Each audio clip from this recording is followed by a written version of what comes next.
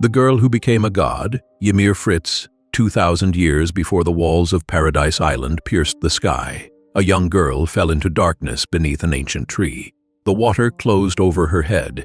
A luminescent spine, like organism, reached out through the liquid and fused with her back. When she emerged from that tree, she was no longer human. She was the first Titan. This single moment of transformation would echo across millennia, shaping the destiny of nations and condemning generations to cycles of violence, oppression, and war. Her name was Ymir Fritz, and though history would remember her as many things, a goddess, a devil, a conqueror, the truth was simpler and more tragic. She was a slave who never escaped her chains, even in death. The world in which Ymir Fritz lived bore little resemblance to the organized nations that would later fight over her legacy.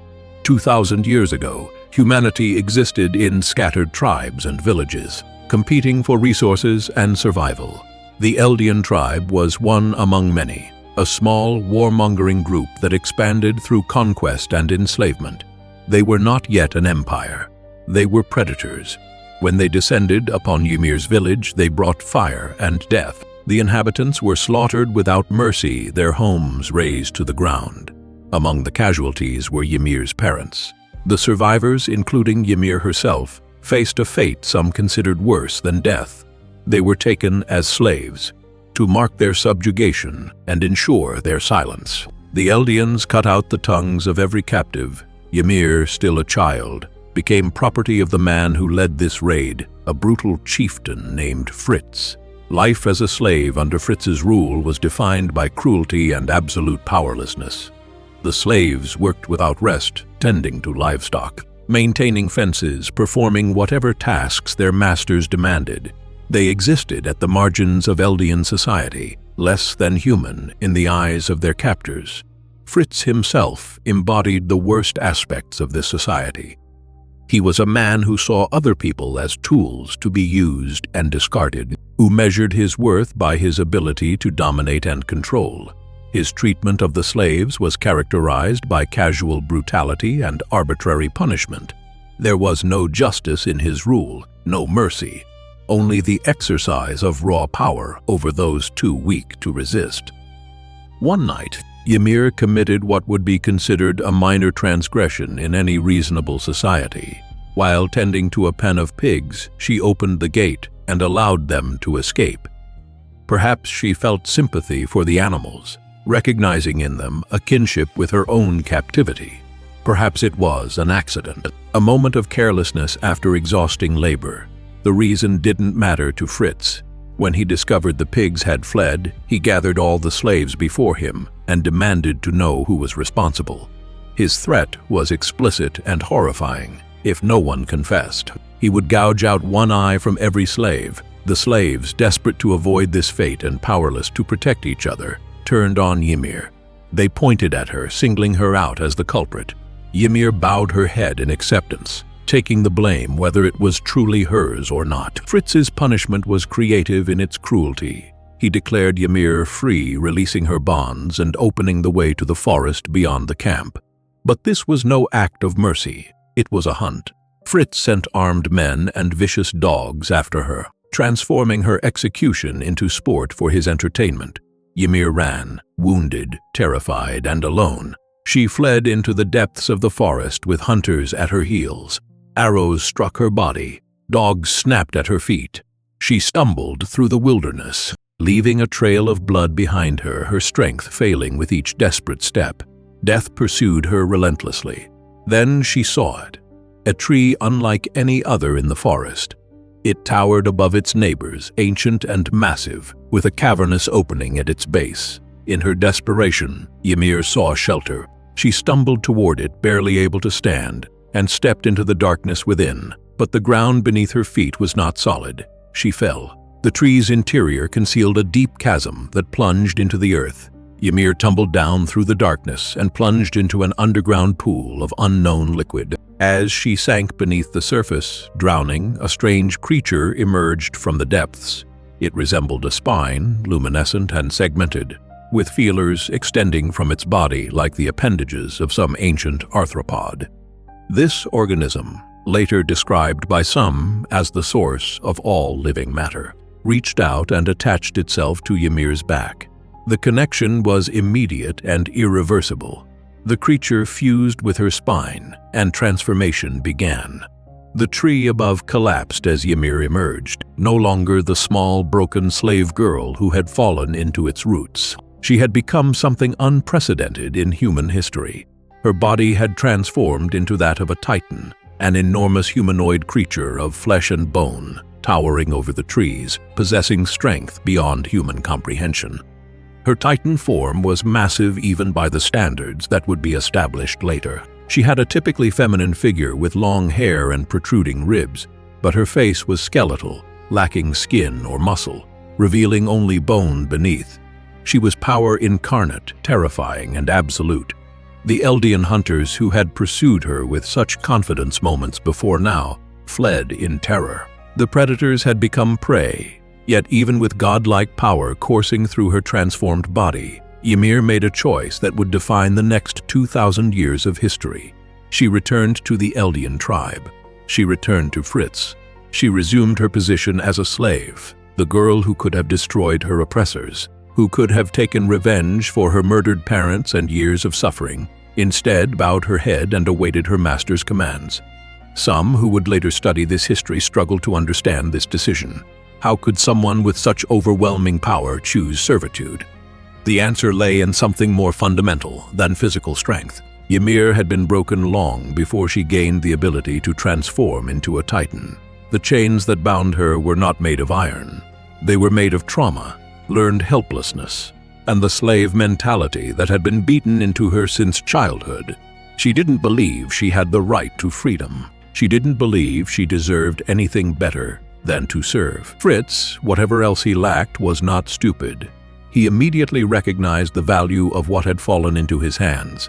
Ymir's titan power was a weapon unlike anything the world had ever seen, and she would obey his every command.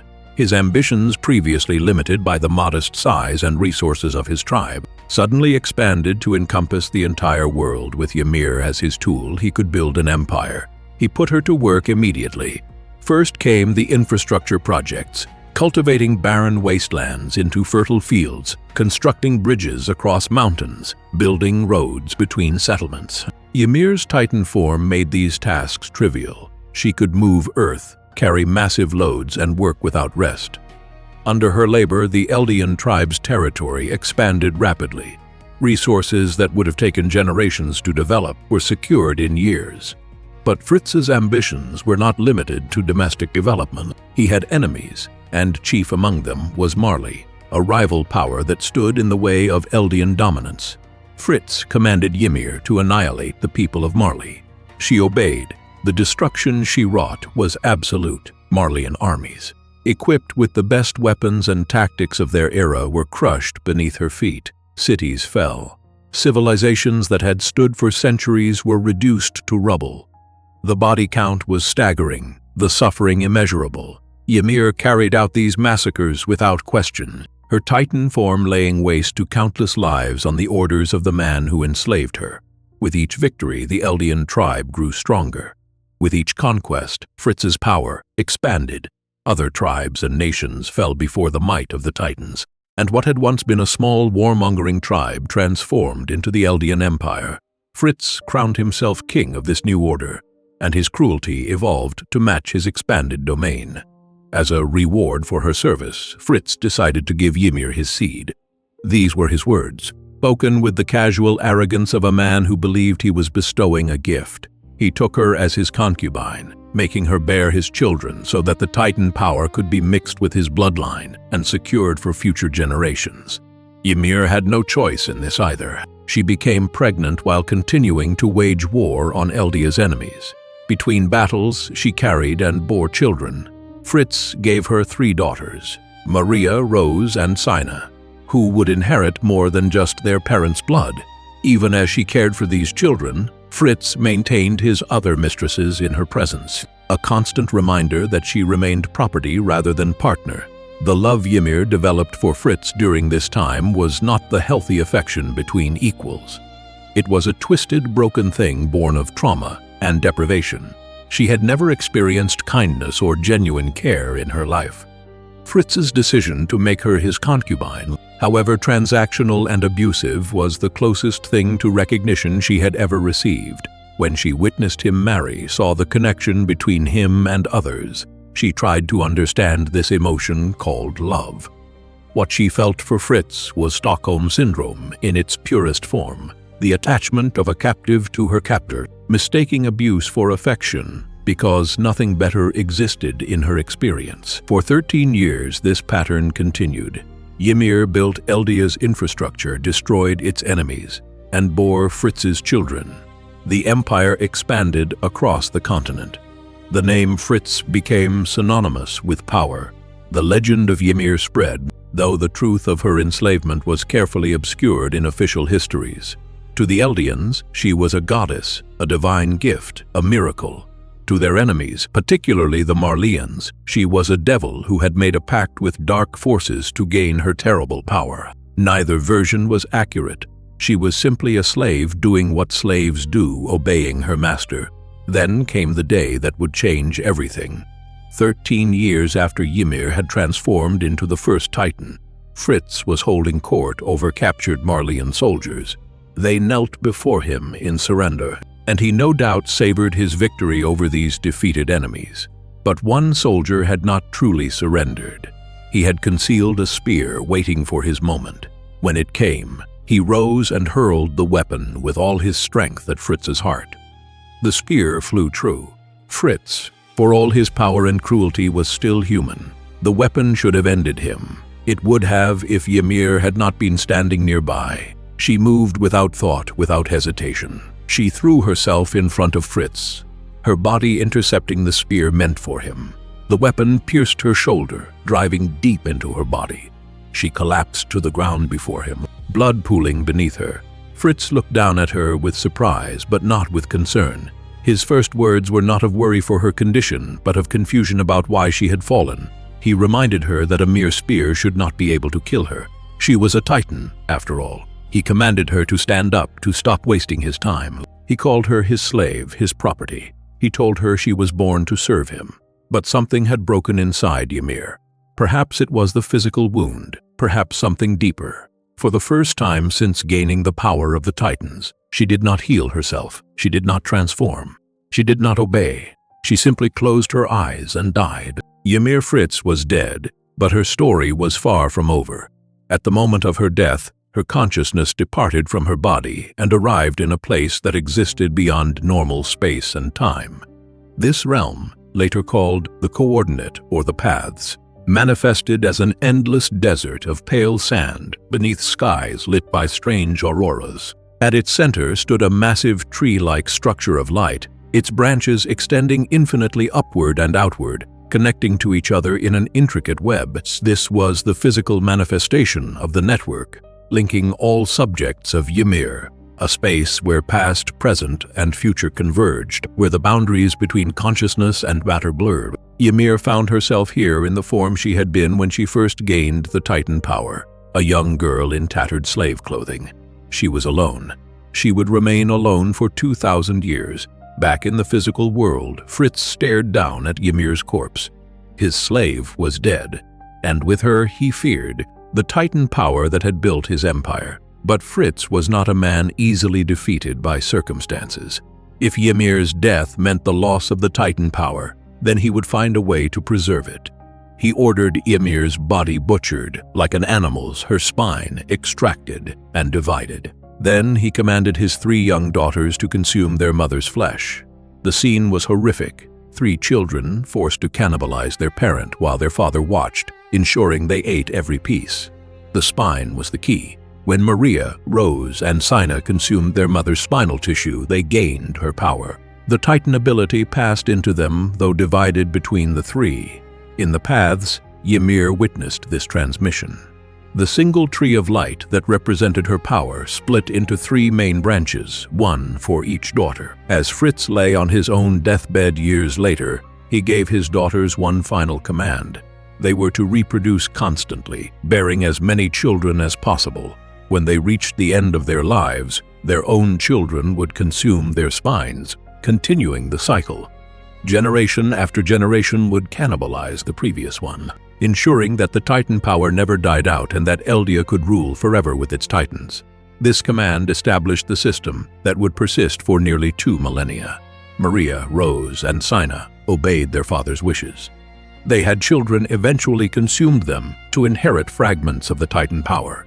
Over time, as the bloodline expanded and the inheritance passed through more generations, the original three-way split subdivided further. Eventually, 9 distinct Titan powers emerged from Ymir's original ability: the Founding Titan, the Attack Titan, the Colossal Titan, the Female Titan, the Armored Titan, the Beast Titan, the Jaw Titan, the Cart Titan, and the War Hammer Titan. Each possessed different abilities and characteristics, but all were fragments of what Ymir had once wielded whole. In the paths, Ymir's role became clear. Every Titan transformation that occurred anywhere in the world, every shift from human to monstrous form, was actually her work. She stood in that timeless desert with a bucket and water, molding bodies from sand grain by grain. When someone with Titan power called upon it, their consciousness touched the paths, and Ymir constructed their Titan form according to their nature and the specific power they carried. For a mindless, pure Titan, the process was simple. For the 9 Titans, it was more complex. When a Titan shifter was injured, Ymir rebuilt their damaged body. When new wall Titans were needed, she created them by the thousands. Time functioned differently in the paths. What seemed like mere seconds in the real world could be years or centuries in that desert realm. Ymir had all the time she needed for her work, and she worked without cease. But she was not working of her own will. Even in death, even in this space beyond normal reality, Ymir remained a slave. She still served the royal family, the bloodline of Fritz. When someone of royal blood who possessed the Founding Titan entered the paths and gave her a command, she obeyed. When they ordered her to alter the biology of the subjects of Ymir, she complied. When they commanded her to erase memories or create Titans or reshape bodies, she did so. The slave girl who had died to save her master continued serving his descendants across 2,000 years, alone in her desert, building and rebuilding Titan bodies from sand, never questioning, never resisting, never free. The chains that had bound her in life proved even stronger in death. The curse of Ymir, as it came to be known, was a direct consequence of her death. Because Ymir had died 13 years after gaining the Titan power, every person who inherited one of the 9 Titans would also die 13 years after their inheritance. The mechanism behind this curse remained mysterious. Some believed it was Ymir herself enforcing it from the paths. Others thought it was simply a biological limitation of the Titan power, but its effects were undeniable. Titan shifters began to age rapidly in their final years, their bodies breaking down as they approached the 13-year mark. Many killed themselves before reaching that point, ensuring their power passed to a chosen successor rather than to a random Eldian newborn. This 13-year countdown became a defining feature of the 9 Titans, a constant reminder that Ymir's power came with Ymir's fate. The political and social ramifications of Ymir's story shaped the world for 2 millennia. Eldia, built on the foundation of her labor and sustained by the fragments of her power, became a dominant empire. The 9 Titans served as weapons of conquest, passed down through noble families who wielded them to expand Eldian territory and crush its enemies. Marley and other nations suffered under Eldian rule, and their hatred of the subjects of Ymir, all descendants of Ymir and Fritz, all capable of becoming Titans, intensified with each generation. The propaganda surrounding Ymir diverged wildly. Eldian accounts painted her as a benevolent goddess, a divine gift who brought prosperity to her people. The Eldian restorationists called her and all subjects of Ymir the chosen children of God. Marleyan propaganda described her as a servant of the devil of all earth, claiming she had made an evil pact to gain her powers. Both versions served political purposes. Neither captured the truth. The truth, hidden beneath layers of mythology and propaganda, was simpler and sadder. Ymir Fritz was a traumatized child who gained godlike power but never gained freedom. She was exploited in life by a cruel master and bound in death by his bloodline. Every titan that walked the earth, every atrocity committed with titan power, every war fought with titans as weapons, all of it traced back to that moment when a girl fell into water beneath a tree and emerged transformed. Her power built an empire. Her slavery continued for 2,000 years. Her children and descendants inherited both her abilities and her chains. The subjects of Ymir, every person descended from her bloodline, carried her genetic legacy, the ability to transform into titans, to connect through the paths, to be manipulated by those with royal blood and the founding titan. They were, in a sense, all part of Ymir, all bound to her as she was bound to them, all sharing in her curse whether they knew it or not. The storybooks that would eventually circulate in Eldian society, particularly the one read to Historia Ries by her half-sister Frida, presented a sanitized version of events. In these accounts, Ymir was given a different name, Krista, and described as a kind girl who was always thinking of others. This characterization was not entirely false. Ymir had demonstrated compassion, shown in her decision to free the pigs despite the risk to herself. But the storybook version erased the context of slavery, the brutality of her treatment, and the horror of her exploitation. It transformed her into a morality tale, an ideal to which young girls should aspire. The irony was bitter. Historia was being taught to emulate a slave who never escaped her chains, to be selfless to the point of self-destruction, to serve others without question or complaint. The real Ymir Fritz was not a role model for healthy behavior. She was a victim whose victimhood had been romanticized and weaponized by those who came after her. The system Ymir's death created became self-perpetuating. The 9 titans passed from person to person, each inheritor gaining fragments of Ymir's memory along with her power. They saw glimpses of what she saw, felt echoes of what she felt. The paths connected them all, a network of consciousness spanning time and space, all converging on that central figure in the desert, the slave girl molding bodies from sand.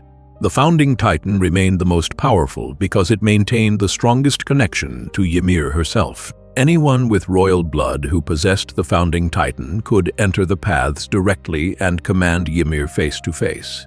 They could access the full range of her abilities, rewriting the biology of all subjects of Ymir, creating countless pure titans, erasing memories, even controlling other titan shifters.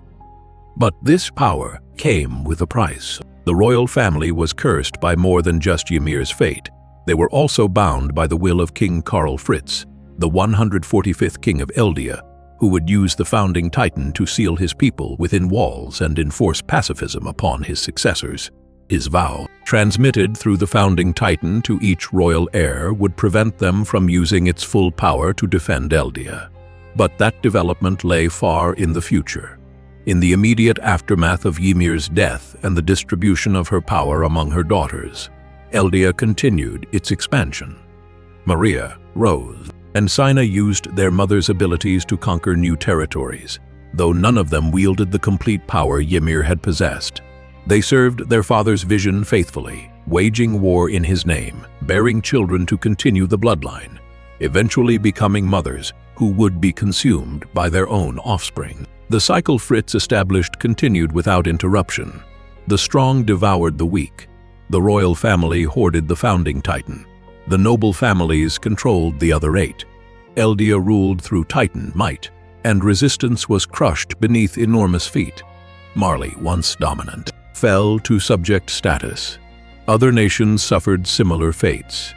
The world order shifted dramatically, all because one girl fell into a pool of water and made contact with a mysterious organism, the source of all living matter. The spine-like creature that had fused with Ymir and granted her the titan power remained a mystery even to those who knew of its existence. Aaron Kruger, the owl, would later refer to it as the origin of all organic life. Though this claim was never definitively proven, the creature bore resemblance to Hallucigenia, an ancient species of aquatic lobopodian worm from the Cambrian period, extinct for hundreds of millions of years. Whether it was truly that ancient, whether it was the literal origin of all life on Earth or simply a remnant of some prehistoric era, whether it possessed consciousness or merely operated on instinct. These questions had no clear answers. What was undeniable was its effect. Physical contact between Ymir and this organism had created the power of the Titans and established the paths that connected all subjects of Ymir across time and space. It had changed the course of human history, though it remained hidden beneath a tree, encountered by chance by a desperate slave fleeing for her life. The three walls that would eventually bear the names of Ymir's daughters, Wall Maria, Wall Rose, and Wall Sina, represented both protection and imprisonment for the Eldians who lived within them. Constructed by King Fritz using countless colossal titans created by Ymir's power in the paths, they stood as monuments to the consequences of her story. Inside those walls, Eldians lived in ignorance of the wider world, their memories erased, believing themselves to be the last of humanity. Outside those walls, the subjects of Ymir faced persecution and hatred, blamed for the sins of their ancestors, forced to live as second-class citizens in Marley and other nations. Both groups were descendants of Ymir Fritz. Both carried her curse in their blood. Both were bound by the choices made 2,000 years ago by people they would never meet. The technical aspects of the Titan power system, complex and multifaceted, all traced back to Ymir's initial transformation and her subsequent presence in the paths. When a Titan shifter transformed, their consciousness touched the paths and Ymir constructed their Titan body from the sand of that realm, sending flesh and bone through invisible channels to materialize around their physical form in the real world. The size, shape, and abilities of each Titan reflected both the specific fragment of Ymir's power they carried and aspects of the shifter's own nature. Injuries healed because Ymir rebuilt the damaged portions. The 13-year curse existed because Ymir had lived 13 years after her transformation. The 9 Titans could only be inherited by consuming the spinal fluid of the previous holder, because the spine was where the power resided, a direct echo of that spine-like organism that had first granted Ymir her abilities. Every detail of how Titans functioned was a consequence of Ymir's original circumstances, a system built on the foundation of her enslavement and maintained by her continued servitude in the paths. The broader implications of Ymir's story resonated throughout attack on Titan's world. Wars were fought over the fragments of her power. Families rose and fell based on their possession of Titan abilities. International politics centered on which nation controlled which Titans. The conflict between Eldia and Marley, which would define centuries of bloodshed, stemmed directly from Ymir's initial conquests on Fritz's orders. The prejudice faced by subjects of Ymir, discrimination, ghettoization, forced military service, all had roots in the actions Ymir took while enslaved. She was simultaneously the victim and the weapon, the oppressed and the instrument of oppression.